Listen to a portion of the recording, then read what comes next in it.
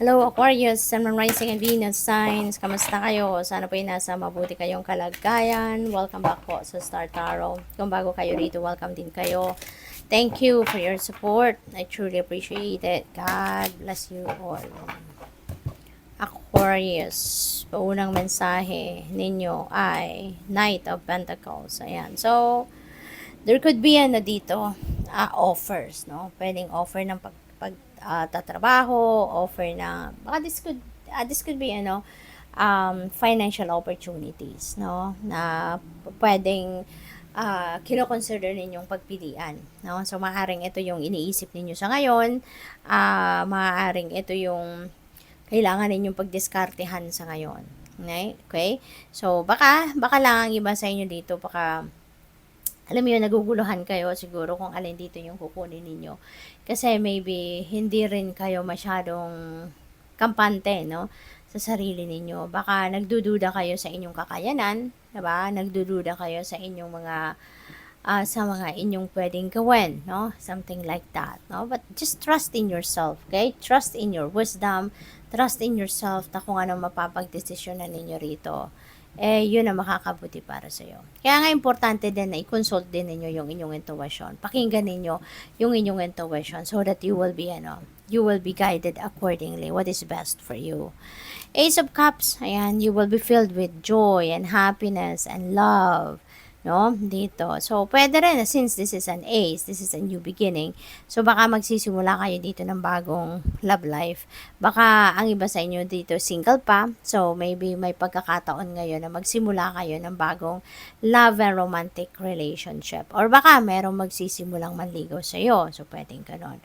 For others of you naman, kung kunyari nasa relationship na kayo, baka ngayon magsisimula kayong mag-usap regarding pag-aasawa, 'di ba? Discussing about the future ninyo ng inyong relationship. So, pwedeng ganon, no? So, good luck sa iyo dyan. 8 of Pentacles. Ayan, this is work, no? This is the love for your work then, no? Kasi, dedication, no? Siguro ngayon, mas ipapakita ninyo yung dedikasyon ninyo sa trabaho ninyo, commitment ninyo sa trabaho ninyo, yung love ninyo sa trabaho ninyo, Aquarius. So, maybe yan ang makikita ninyo sa ngayon. So, napakaganda lang, hindi ba? What else? We have Temperance. Ayan, there is an Angel of Peace. So, siguro, ang iba sa inyo is seeking for peace. Maybe ang iba sa inyo, you want to, to experience that peace within you, harmony within you, gusto ninyo ng tranquility, ng serenity, no? And huwag kayong mag-alala. The Angel of Peace is here. Tutulungan ka nito na makuha mo kung ano yung hinahanap mo, na ma-experience mo yung peace na hinahanap mo, no? So, magtiwala ka lang, okay? Magtiwala ka lang. What else? We have the Magician. This is a new beginning energy. So, dalawa na ang new beginning energy ninyo. So, most likely talaga, may mga ilang bagay kayong sisimulang gawin sa ngayon. Maybe you are going to start something fresh, no? Sa buhay ninyo, sa iba't ibang parte ng buhay ninyo. Pero ito si Magician, nandito na lahat ng kakailanganin niya, no? Sa journey na ito. Kung ano man ang sisimulan niya. Kaya, maaaring sa ngayon, mararecognize na ninyo yung mga opportunities na nandiyan dyan sa paligid ninyo, na siguro maiisip nyo na ito na, divine timing has come na para simulan ko nang gawin kung ano man yung pinapangarap ninyo sa buhay, na maaaring ini-envision ninyo to for yourself, na gusto kong ma-experience ang ganito at a certain period of time sa buhay ko.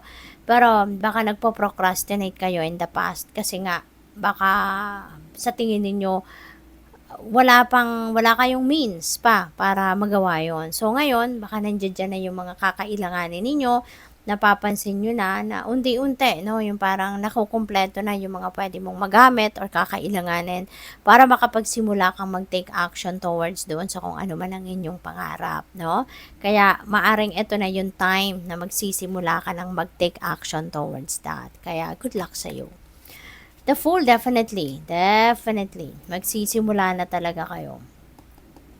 This is a new beginning energy. So, another pagsisimula, another new chapter sa buhay ninyo, nasisimulan ninyo. So, most likely, ito na yon, no? Kasi nakaharap ka dito sa Magician. So, definitely, you are taking action. You are taking advantage of the resources, of tao na nandiyan dyan sa paligid mo na, o habang nandito siya, no? Kung sino man yan, alam ko makakatulong siya sa akin. So, ngayon, sige, magsisimula na ako mag-take action doon sa pangarap ko.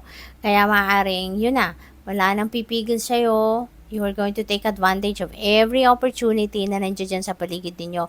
At, no, gagawin mo na ngayon ang lahat para makapagsimula ka na, step by step gagawin mo na to para makalapit ka na doon sa kung ano man ang inyong pinapangarap. The Empress, holy moly. So, resources will be yours talaga, no? Kasi si Empress, this is an energy na very abundant and prosperous. So, ibig sabihin, may mga pera, no, na dadating sa inyo. May mga perang paparating sa inyo na maghahatid ng abundance, kasaganaan sa pera sa inyo. Kaya maaari talaga na isa din ito sa ingredient, no, na maaring hinihintay ninyong matagal na para makapagsimula kayo, para makapag-take action kayo, kailangan ninyo ng pera. So, ito na yon, no? Ito na yung pagkakataon talaga, no? Kaya, hindi na kayo dito magpapatumpik-tumpik pa, hindi na kayo dito magpapabukas pa. Dumating ang oportunidad, you're going to get on your feet at magte-take advantage ka na sa every opportunity na nandiyan dyan. So, ngayon, no, maganda, kasi pwedeng meron financial blessings na nadadating sa inyo rito. At ito na yung pagsisimula ninyo ng isang masaganang buhay. No? Pagsisimula ninyo ng inflow of money. Magkakaroon na kayo ng inflow of abundance and prosperity. Kaya maganda, no? Maganda ang kaganapan, no, sa buhay ninyo sa ngayon. Magsisimula talaga kayo ng mga bagong chapter sa buhay ninyo na mas masaya na kayo, mas masagana na kayo, mas komportable na kayo.